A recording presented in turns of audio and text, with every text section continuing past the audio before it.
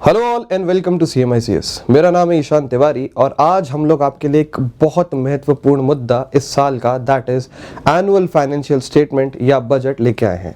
ये बजट 1 फरवरी 2023 को पार्लियामेंट में हमारी वित्त मंत्री निर्मला सीतारमण जी के द्वारा रखा गया था।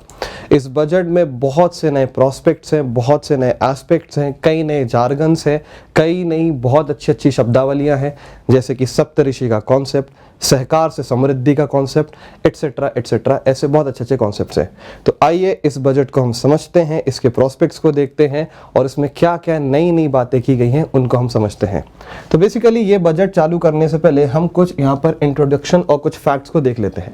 जैसे कि ये 5th बजट है जो कि निर्मला सीतारमण जी के द्वारा प्रेजेंट किया गया है। उसके अलावा आज़ादी के अमृत महोत्सव के बाद अमृत काल में जब इंडिया 75वें 75th ईयर ऑफ इंडिपेंडेंस में एंटर किया है, उसका ये पहला बजट है। इसमें टाइटल रखा गया है सबका प्रयास, जन भागीदारी के साथ इस बजट की बातों को रखा गया है, इस स्टेटमेंट पर जोर दिया गया है। इसके अलावा जब ये बजट स्टार्ट किया गया तो बहुत ही पॉजिटिव एस्पेक्ट्स के साथ स्टार्ट किया गया है, बहुत ही पॉजिटिव फैक्ट्स रखे गए हैं और ये बताया गया है कि ग्लोबल हेडविंड्स के बावजूद, वित्तीय समस्याओं के बावजूद इंडिया कैसे दुनिया में ग्रो कर रहा है। जैसे कि यहाँ पर एक फैक्ट रखा गया है कि इंडिया की ग्रोथ रेट एक्सपेक्टेड है इस साल 7% ऑफ GDP, 7% जो कि अभी तक की सारी ग्लोबल इकोनॉमीज में फास्टेस्ट ग्रोथ रेट मानी जा रही है। इसके अलावा पर कैपिटा इनकम इंडिया की 1.97 लाख जो कि 2014 से डबल हो चुकी है, ये वाला भी यहाँ पर फैक्ट रखा गया था।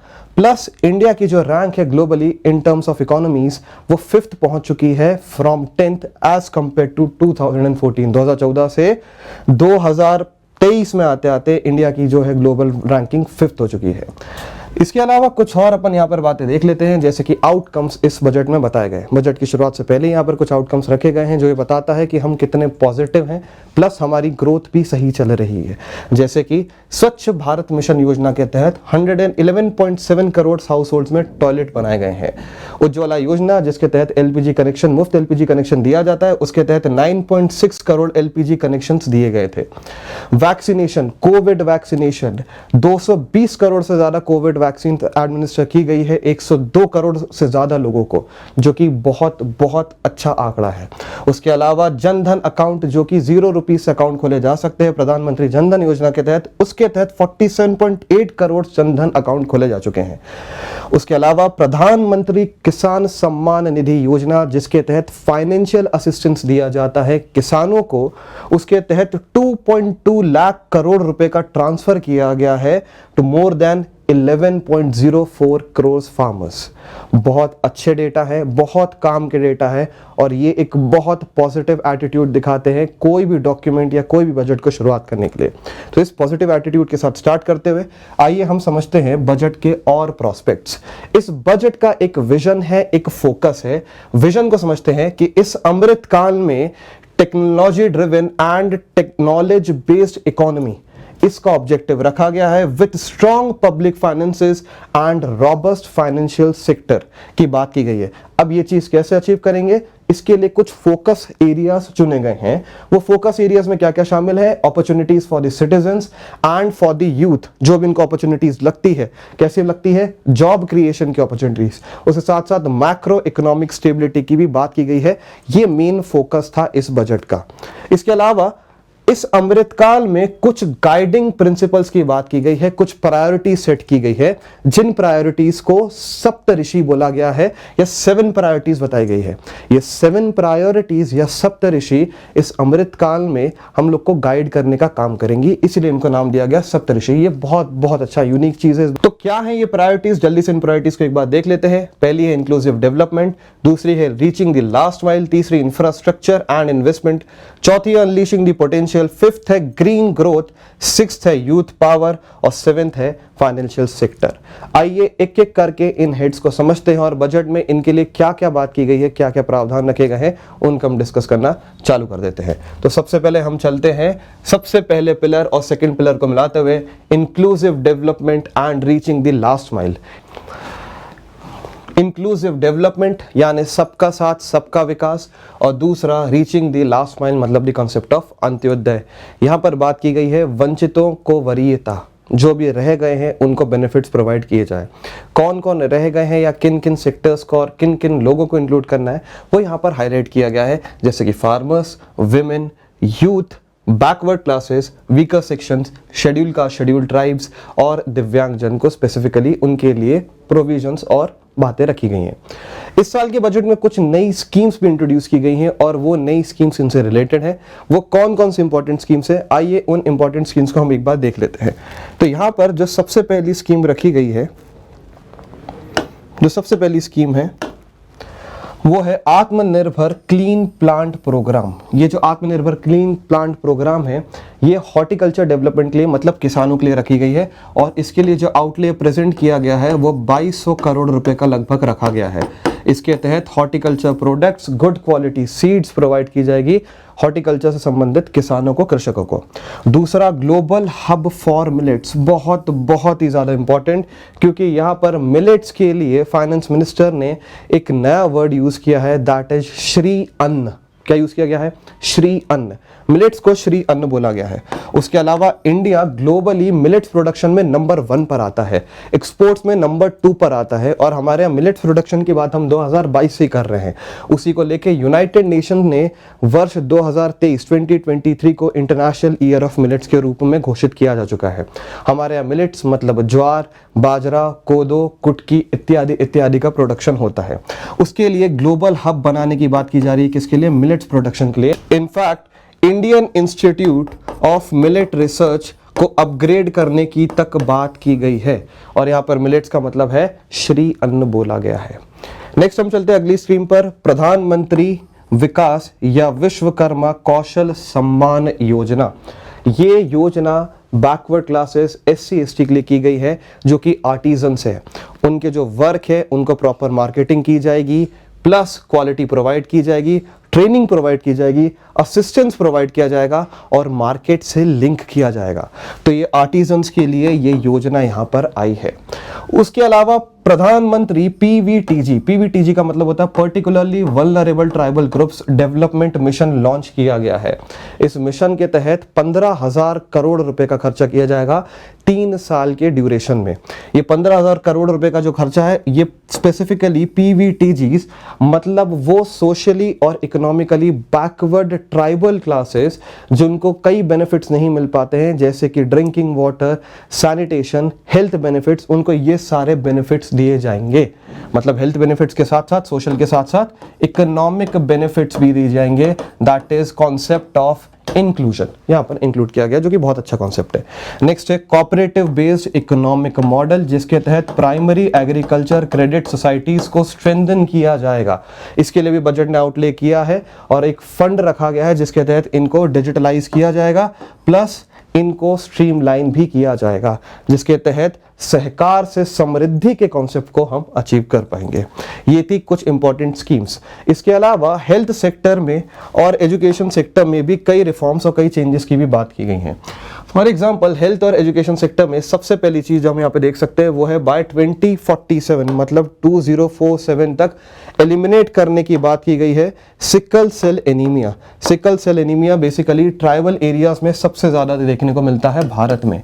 और ये कैसे किया जाएगा? स्क्रीनिंग की जाएगी। स्क्रीनिंग मतलब चेक किया जाएगा, लगभग 7 करोड़ लोगों को उनकी स्क्रीनिंग की जाएगी between the age group of 0 to 40 years. और इसको स्क्रीन करने के बाद इसको एलिमिनेट करने की कोशिश की जाएगी बाय द ईयर 2047 मतलब इंडिया एट द रेट 100। ये भी एक बहुत महत्वपूर्ण कॉन्सेप्ट है, इसको भी ध्यान रखिएगा। सेकेंड है 157 न्यू नर्सिंग कॉलेजेस बनाए जाएंगे, किसके साथ? ऑलरेडी एग्जिस्टिंग 157 मेडिकल कॉलेजेस के साथ साथ बनाए जाएंगे। इसके अलावा टीचर्स की ट्रेनिंग प्रोवाइड की जाएगी और नेशनल डिजिटल लाइब्रेरी बनाई जाएगी। कोविड के दौरान एडोलेसेंट्स और जो ओल्ड एज पीपल है, स्पेशली एडोलेसेंट और यूथ, उनके पढ़ने की कैपेबिलिटीज में फर्क आया है क्योंकि ऑब्वियसली स्कूल्स बंद थे, लॉकडाउन लगा था। तो इस चीज को वापस रिवाइव करने के लिए नेशनल डिजिटल लाइब्रेरी चालू की गई है। ये नेशनल डिजिटल लाइब्रेरी के तहत फ्री में बुक्स दी जाएगी इंग्लिश और रीजनल लैंग्वेजेस में, जिसके तहत वो अपनी कॉम्प्रिहेंसिव एबिलिटीज को इंप्रूव करेंगे। सबसे मजेदार बात यहाँ पर यह है कि फिजिकल लाइब्रेरीज भी एग्जिस्ट करेंगी। फिजिकल लाइब्रेरी लाइब्रेरीज भी बनाई जाएंगी जो कि ग्रास रूट लेवल मतलब पंचायत स्तर पर तक जाके बनेगी। फिर से कौन सा कॉन्सेप्ट आ गया, इंक्लूजन का प्लस एजुकेशन का। फार्मर रिसर्च प्रोग्राम भी चालू किए जाएंगे, रिसर्च डेवलपमेंट एंड इनोवेशन के कॉन्सेप्ट भी किए जाएंगे। उसके अलावा जो गरीब व्यक्ति है, वो गरीब व्यक्ति जो कि प्रिजन में है और वो अपनी बेल की अमाउंट नहीं दे पा रहे हैं, या तो फिर उन पर जो पेनल्टी है, बेसिक मिनिमम पेनल्टी है, वो भी नहीं दे पाते बिकॉज क्योंकि वो गरीब हैं, तो उनको भी प्रोविजन दिया गया है, उनके लिए भी प्रोविजन किया गया है कि पुअर जो प्रिजन में है उनको भी इन सब चीजों से फैसिलिटीज उनको प्रोवाइड की जाएगी।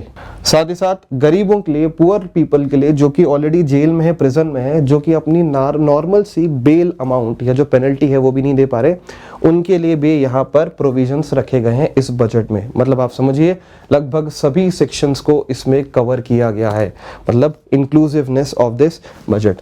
आइए हम चलते हैं हमारे नेक्स्ट पिलर की तरफ, दैट इज इंफ्रास्ट्रक्चर और इन्वेस्टमेंट। बहुत बहुत इंपॉर्टेंट डेवलपमेंट्स है यहाँ पर। फॉर एग्जांपल सबसे पहला डेवलपमेंट जो कि हमको देखने को मिलता है वो है केपेक्स का, मतलब कैपिटल एक्सपेंडिचर, जो कि 10 लाख करोड़ का एस्टिमेट रखा गया है, which is about 33% increase from the last budget. 33% ज्यादा इंक्रीज किया गया है कैपिटल एक्सपेंडिचर पे, जिसके तहत इंफ्रास्ट्रक्चर बनाया जाएगा भारत में। इंफ्रास्ट्रक्चर क्रिएशन मतलब जॉब क्रिएशन प्लस और हमारा इकोनॉमी का डाइवर्सिफिकेशन होना। उसी के साथ साथ 50 ईयर इंटरेस्ट फ्री लोन भी दिया जाएगा स्टेट्स को, ताकि वो कैपिटल इन्वेस्टमेंट कर सके। हालांकि ये पहले से एग्जिस्ट कर रहा था, बट इसको 1 साल के लिए फिर से क्या किया जा रहा है, एक्सटेंड किया जा रहा है। इसके अलावा रेलवेज को अभी तक का हाईएस्ट एलोकेशन मिला है, दैट इज 2.40 लाख करोड़ का, जो कि 9 टाइम्स है 2013 और 14 में जो एलोकेशन किया गया था। बहुत बहुत important fact. Next, 100 critical transport projects establish किए जा रहे हैं with the corpus of 75,000 crore का इन्वेस्टमेंट किया जाएगा, और 100 क्रिटिकल ट्रांसपोर्ट प्रोजेक्ट्स या ट्रांसपोर्टेशन के जो प्रोजेक्ट्स हैं उनको कंप्लीट किया जाएगा और नए इनिशिएटिव्स भी आएंगे।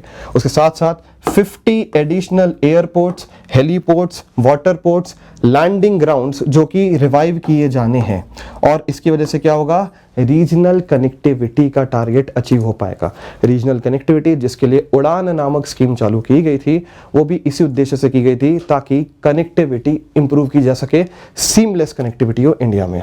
चलिए आगे बढ़ते हैं, और क्या क्या डेवलपमेंट्स है हम नेक्स्ट डेवलपमेंट्स देख लेते हैं। वो है टियर 2 और टियर 3 सिटीज के लिए, अर्बन सिटीज के डेवलपमेंट के लिए उनको सस्टेनेबल सिटीज बनाना है। सस्टेनेबल सिटीज बनाने के लिए क्या किया गया है, एक urban infrastructure development fund under national housing board NHB बनाया गया है with the corpus of 10,000 crore per annum. हर साल 10,000 करोड़ का फंड इसका अलॉट किया गया है, जिसकी मदद से टियर 2 और टियर 3 की जो सिटीज है उनको डेवलप किया जाएगा। कौन कौन सी, टियर 2 एंड टियर 3 सिटीज को डेवलप किया जाएगा। बहुत इंपॉर्टेंट है ये डेवलपमेंट, ताकि हम सस्टेनेबल सिटीज बना सके। उसके साथ साथ एक और नया कॉन्सेप्ट हमको यहाँ पे देखने को मिलता है कि इन सिटीज में 100% मैकेनिकल डीस्लजिंग होगी, मतलब manhole to machine hole. जो भी मैन होल्स थे, जहां पर मैनुअल स्कैवेंजिंग हुआ करती थी, जहां पर लोगों को उतर के गटर में, नाली में उतर के साफ करना पड़ता था, अब वो चीज नहीं होगी। उसकी जगह क्या हो जाएगा, मैकेनिकल डीस्लजिंग के कॉन्सेप्ट को लाएं। उसके साथ साथ improve credit worthiness of municipal bonds. जब ऑब्वियसली सिटीज अच्छे से काम करेंगी तो उनके बॉन्ड्स की जो क्रेडिबिलिटी है वो इंक्रीज हो जाएगी। बॉन्ड्स की क्रेडिबिलिटी इंक्रीज हो जाएगी तो म्युनिसिपल बॉन्ड्स ज़्यादा निकल सकते हैं, बेच सकते हैं, निकाले जा सकते हैं, ट्रेड किए जा सकते हैं, और ज़्यादा पैसा आएगा, जिसको और पैसे को मोबिलाइज किया जा सकता है, इन्वेस्टमेंट किया जा सकता है, और एक वर्चुअस साइकिल बन जाती है, ग्रोथ की एक साइकिल बन जाती है इंफ्रास्ट्रक्चर में। Next, efficient land resource management. इस चीज को बहुत ज्यादा इंपॉर्टेंस दिया गया है। लैंड रिसोर्स मैनेजमेंट होगा, जितना अच्छा होगा उतनी ज्यादा अर्बन प्लानिंग होगी, जितनी ज्यादा अर्बन प्लानिंग अच्छी होगी उतनी ज्यादा अफोर्डेबिलिटी, एक्सेसिबिलिटी एंड सस्टेनेबिलिटी हमारे शहरों में आती जाती है। इंफ्रास्ट्रक्चर के साथ साथ अब हम अपने नेक्स्ट पिलर पर चलते हैं। तो चलिए हम मूव करते हैं अपने नेक्स्ट पिलर की तरफ, that is unleashing the potential. मतलब हमारी इकोनॉमी में जो भी पोटेंशियल है, जो भी किन्हीं कारणों से रुका हुआ है, उनको हम वापस चालू करें, उनको हम अनलीश करें। और इसकी शुरुआत ही की गई थी निर्मला सीतारमण जी के द्वारा आई गॉट प्लेटफॉर्म को लेकर बात करके। IGOT platform basically civil servants के लिए, उनकी ट्रेनिंग के लिए एक प्लेटफॉर्म बनाया गया था अंडर मिशन कर्मयोगी। मिशन कर्मियों के तहत सिविल सर्वेंट्स को रिफॉर्म किया जाएगा, उनको ट्रेनिंग प्रोवाइड दी जाएगी ताकि वो अच्छे से सर्विस डिलीवरी कर सके। उसके अलावा कुछ नई जो बातें की गई हैं वो यहाँ पर ये हैं, जैसे कि जन विश्वास बिल बहुत बहुत महत्वपूर्ण, जिसके तहत लगभग 42 सेंट्रल एक्ट्स को अमेंड किया जाएगा इस बजट के थ्रू। इसके साथ साथ centre for excellence in AI, 3 centre of excellence जो कि अलग अलग इंस्टीट्यूट्स में बनाए जाएंगे, एआई के लिए डेवलप किए जाएंगे to achieve the mission of make AI in India, ताकि कटिंग एज टेक्नोलॉजी और एआई को हम अच्छी तरीके से डेवलप कर सके। साथ ही साथ नेशनल डेटा गवर्नेंस पॉलिसी भी की जाएगी, जिसके तहत केवाईसी का जो प्रोसेस है उसको सिंप्लीफाई कर दिया जाएगा। साथ ही साथ डिजी लॉकर को भी यहाँ पर इंक्लूड किया गया है, और डिजी लॉकर में आप एक बार अगर डेटा अपना या कोई भी डॉक्यूमेंट रख देते हैं तो उसको आप वन स्टॉप सोल्यूशन के तहत अलग अलग डिपार्टमेंट में भेज सकती है। अलग अलग डिपार्टमेंट आपकी मर्जी के अनुसार उसको एक्सेस कर सकता है, जिससे सीमलेसली आपका जो डेटा है या जो भी चीज़ है या जो भी रिकॉर्ड है आपका, उसको एक्सेस किया जा सकता है। बार बार की झंझट खत्म हो जाती है। नेक्स्ट है पैन को कॉमन आइडेंटिफायर के रूप में यूज़ किया जाना है, पैन कार्ड को along with Aadhaar for all digital systems. Next है विवाद से विश्वास 1.0 और विवाद से विश्वास 2.0, बहुत ज़्यादा अच्छी और बहुत ज़्यादा महत्वपूर्ण चीज़ें हैं। विवाद से विश्वास 1.0 is for less stringent contract execution for MSME। Basically Covid के दौरान MSMEs में कई कॉन्ट्रैक्चुअल ऑब्लिगेशंस थे जो कि वो पूरा नहीं कर पाए, तो जिन्हीं कारणों से नहीं कर पाए तो उसका 95%, 93 से 95% जो भी नुकसान होगा वो सेंट्रल गवर्नमेंट बॉन्ड करने को तैयार है, जो कि एक बहुत बड़ा थ्रस्ट है MSMEs के लिए। नेक्स्ट है विवाद से विश्वास 2 या 2.0, जिसके तहत कोई भी गवर्नमेंट या गवर्नमेंट अंडरटेकिंग्स जो भी कॉन्ट्रैक्चुअल डिस्प्यूट्स में है उसको ग्रेजुअल सेटलमेंट प्रोसेस के तहत उसको खत्म किया जाएगा। उसके अलावा कोर्ट्स को ई कोर्ट 3.0 प्रोजेक्ट भी चालू किया जा रहा है, जिसके तहत डिजिटलाइजेशन ऑफ कोर्ट्स होगा और कोर्ट्स की प्रोसीडिंग्स को आप लाइव भी देख सकते हो। उसके साथ साथ input based to result based financing for better allocation of scarce resources की भी बात यहाँ पर की गई है। तो आप यहाँ पर देख सकते हैं कि जो भी बॉटलनेक्स है, जो भी चीज़ों को रोक रहा है, उनको हम अनलीश करने की बात कर रहे हैं। नेक्स्ट पिलर की तरफ हम चलते हैं, बहुत important, that is green growth. पंचामृत का कॉन्सेप्ट जो कि मोदी जी के द्वारा दिया गया था कि 2070 तक हमें कार्बन न्यूट्रल देश बनना है, प्लस हमारे कमिटमेंट जिसके लिए ग्लोबली इंडिया जाना जाता है, specifically related to climate change, उससे संबंधित कमिटमेंट्स को लेते हुए यहाँ पर ये पिलर बनाया गया है ग्रीन ग्रोथ का। अब ग्रीन ग्रोथ पिलर में कुछ महत्वपूर्ण और कई नई स्कीम्स लाई गई हैं, और आप यहाँ पर देख भी सकते हैं, आपको बोर्ड पे उनकी टर्मिनोलॉजीज भी दिख रही होंगी, जैसे मिष्टी, PM प्रणाम योजना, गोवर्धन जो कि ऑलरेडी एग्जिस्ट करती थी, ऐसे करके नई नई स्कीम्स लाए गए। बहुत प्यारी प्यारी यहाँ पर ये आपकी टर्मिनोलॉजीज है। जैसे कि अपन सबसे पहले देखते हैं PM प्रणाम योजना। क्या है PM प्रणाम योजना? फुल फॉर्म देख लेते हैं। प्रधानमंत्री, PM फॉर प्रधानमंत्री, P for program for restoration, awareness, nourishment and amelioration of mother earth, ये इसका फुल फॉर्म है। और बेसिकली ये योजना क्यों लागू की जा रही है? To promote the usage of alternate fertilisers. इसके साथ साथ 500 नए वेस्ट टू वेल्थ प्लांट्स भी बनाए जा रहे हैं। जो 500 नए वेस्ट टू वेल्थ प्लांट्स हैं ये अर्बन सेंटर्स या शहरों में भी स्टैब्लिश किए जाने हैं। साथ ही साथ गोवर्धन स्कीम के तहत सर्कुलर इकोनॉमी का कॉन्सेप्ट, जो कि अपने आप में नॉवेल और इम्पोर्टेंट कॉन्सेप्ट है, इस कॉन्सेप्ट को भी प्रमोट किया जा रहा है। कौन से कॉन्सेप्ट को? सर्कुलर इकोनॉमी के कॉन्सेप्ट को। तो आइए चलिए हम नेक्स्ट की तरफ चलते हैं, that is sustainable ecosystem development के लिए जो योजना चालू की गई है, स्पेसिफिकली मैंग्रोव के प्लांटेशन को लेके सॉल्ट पैन एरियाज में और शोर लाइंस में, जो कि योजना है मिष्टी नाम की योजना, ताकि मैंग्रोव प्लांटेशन किए जा सके। मैंग्रोव जो होते हैं वो टाइडल ब्रेक्स की तरह काम करते हैं, कि जहाँ पर भी टाइड्स अगर आती है या सुनामी लहर आती है तो उनको रोकने का काम करते हैं। डिज़ास्टर रिलीफ में ये बहुत काम में आते हैं, प्लस डिज़ास्टर के समय ये वल्नरेबिलिटी को कम भी करते हैं। उसके साथ साथ अपन नेक्स्ट देख लेते हैं, और भी कई इनिशिएटिव लिए गए हैं, जैसे 10,000 बायो इनपुट रिसोर्स सेंटर्स बनाए जाने हैं, plus battery energy storage system बनाया जाना है। अब मैं आपको यहाँ पर एक और महत्वपूर्ण बात बता देता हूँ कि लद्दाख में ग्रिड सिस्टम बनाया जा रहा है, जिसके तहत 13 गीगावाट्स ऑफ एनर्जी, कितनी? 13 गीगावाट्स ऑफ एनर्जी का डेवलपमेंट होगा। 13 गीगावाट्स ऑफ एनर्जी का डेवलपमेंट होगा। और कैसी एनर्जी? Renewable energy. और ग्रिड सिस्टम स्टैब्लिश किया जाएगा कहाँ पर? लद्दाख में। ये भी अपने आप में एक नया इनिशिएटिव और इम्पॉर्टेंट इनिशिएटिव है जिससे हम सर्कुलर इकोनॉमी के आइडियाज़ को अचीव कर सकते हैं। चलिए हम नेक्स्ट की तरफ चलते हैं, जो हमारी नेक्स्ट स्लाइड है, जो कि बताती है हमारे नेक्स्ट पिलर को, दैट इज यूथ पावर, जिसको अमृत पीढ़ी भी कहा गया है। यूथ पावर या अमृत पीढ़ी के लिए प्रधानमंत्री कौशल विकास योजना 4.0 स्टार्ट की गई है, जो कि अगले 3 साल तक कंटिन्यू होने वाली है। साथ ही साथ स्किल डेवलपमेंट लिए 30 स्किल इंडिया इंटरनेशनल सेंटर्स भी क्रिएट किए गए हैं, plus unified India digital platform भी क्रिएट किया जाएगा।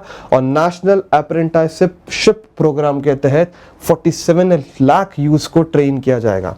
साथ ही साथ 50 डेस्टिनेशंस बनाई जाएंगी। ऐसी डेस्टिनेशंस टूरिज्म के लिए बनाई जाएगी स्पेसिफिकली, जो कि एक कंप्लीट पैकेज होगा कि आप बस वहाँ पर जाइए और हर चीज़ आपको मिल जाएगी, आप सिर्फ उसको एंजॉय करिए अपनी प्लेस को। साथ ही साथ प्रधानमंत्री जी ने मन की बात में एक बात बोली थी कि ग्लोबल से ज़्यादा हम लोकल टूरिज्म को प्रमोट करें, तो उसी के आइडिया पे ये आपका कॉन्सेप्ट बेस्ड है।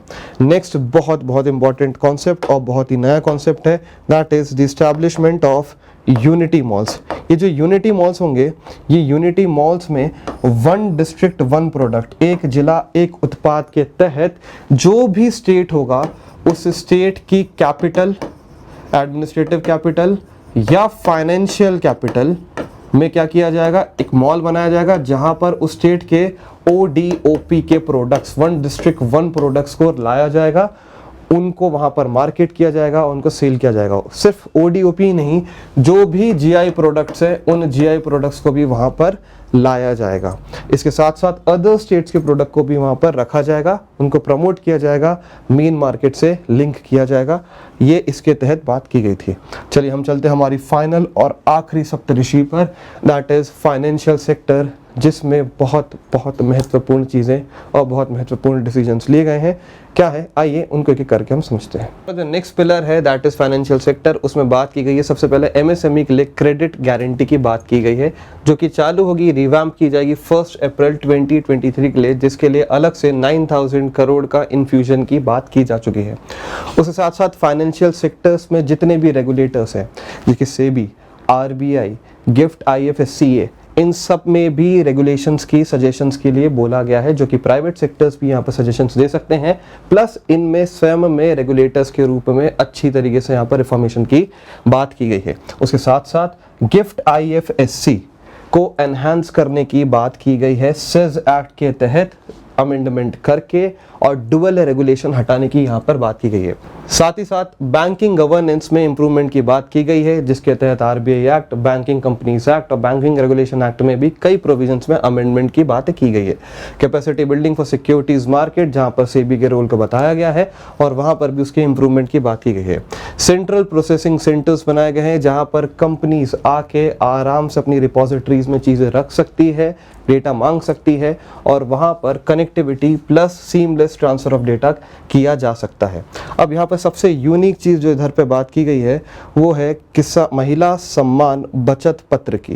ये जो महिला सम्मान बचत पत्र है, ये एक नई स्कीम लाई गई है बजट के तहत, जिसके तहत 1 टाइम स्मॉल सेविंग अकाउंट बनाया जाएगा। 1 time small saving account create किया जाएगा महिला के नाम पर, जहां पे वो अप टू ₹2 लाख रुपए तक की राशि जमा कर सकती हैं, जिस पर 7.5% का इंटरेस्ट मिलेगा। ये चलेगी अप टू मार्च 2025, मतलब 2 साल के लिए, with the facility of partial withdrawal. साथ ही साथ सीनियर सिटीजन सेविंग स्कीम को भी एनहांस किया गया है 15 लाख से 30 लाख रुपीस तक के लिए। तो ये यहाँ पर इंपॉर्टेंट चीज़ें बात की गई है फाइनेंशियल सेक्टर में। अब आते हैं हम सबसे इंपॉर्टेंट चीज़ कि और क्या क्या यहाँ पर रिफॉर्म्स किए गए हैं डायरेक्ट टैक्सेस प्रपोजल्स में और फाइनेंशियल सेक्टर्स में क्या क्या किया गया है। फिस्कल मैनेजमेंट में यहाँ पर हमें कई सारा डेटा देखने को मिलता है और ये कई सारा डेटा हमारे काम में भी आ सकता है।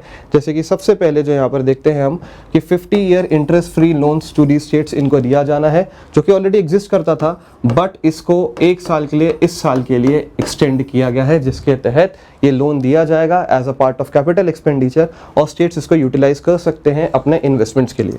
नेक्स्ट है fiscal deficit 3.5% of GSDP allow किया गया है, किसको, स्टेट्स को अलाउ किया गया है कि वो इतना तक रख सकते हैं as a part of fiscal management of the states. Next fiscal deficit 2022-23 के लिए जो एक माना गया है वो 6.4% माना गया है फॉर ईयर 2023-24 और जो बजटरी एस्टिमेट है वो कहता है 5.9% और टारगेट रखा गया है कि इसको किसी भी हालत में 2025-26 तक 4.5% से नीचे रखना ही रखना है। उसके साथ साथ बजट एस्टिमेट्स भी यहाँ पर दिए गए हैं, जैसे टोटल रिसीट्स कितनी हुई है वो 27.2 लाख करोड़ की हुई है, टोटल एक्सपेंडिचर कितना हुआ है 45 लाख का हुआ है, लाख करोड़ का हुआ, और नेट टैक्स रिसीट्स कितनी रही है 23.3 लाख करोड़ की रही गई है। ये डेटा हमारे लिए बहुत काम का है, इसको हम कहीं पे भी यूज़ कर सकते हैं।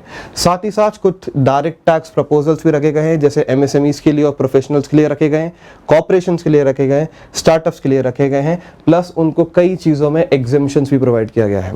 इनकम टैक्स की बात करें तो इनकम टैक्स जो कि सबसे ज़्यादा हाईलाइटेड मुद्दा रहा इस बजट का वो ये है कि इनकम टैक्स की जो रिबेट की लिमिट है उसको इंक्रीज कर दिया गया है 5 लाख से 7 लाख रुपीस तक का, जो कि मिडिल क्लास के लिए एक बहुत रिलीफ की बात बोली जा रही है।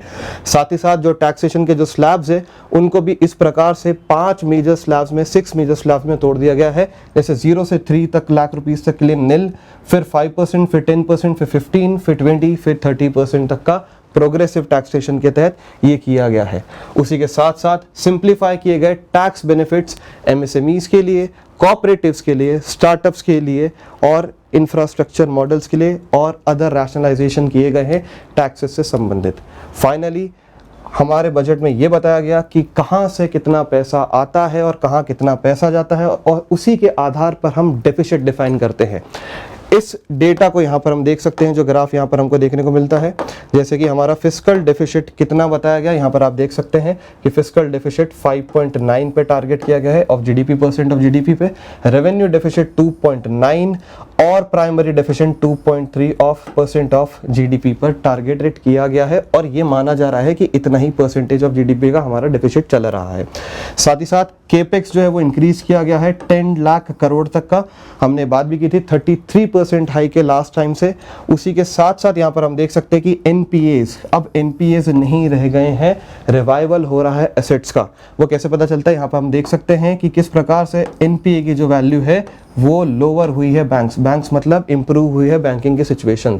साथ ही साथ यहाँ पर जीएसटी का रेवेन्यू कलेक्शन भी आप देख सकते हैं और इससे आइडिया लगा सकते हैं कि despite global headwinds Indian economy grow कर रही है। और फाइनली कहाँ से पैसा आता है और कहाँ से पैसा जाता है इस बजट में डिटेल में समझाया गया है और यहाँ पर उसका एक बहुत सिंप्लीफाई मॉडल किया हुआ है कि 1 रुपये कहाँ से आता है और 1 रुपया कहाँ पर खर्च होता है, उसके पूरे प्रोविजंस दिए गए हैं। जैसे आप यहाँ पर देख सकते हैं कि कॉर्पोरेशन टैक्स में 15 पैसा मतलब लगभग 15% जाता है से आता है पैसा, इनकम टैक्स से 15%, अदर बोरिंग लाइबिलिटीज से 34%, नॉन डेप्ट कैपिटल रिसीट से 2% इत्यादि इत्यादि करके यहाँ पर बनाया गया है।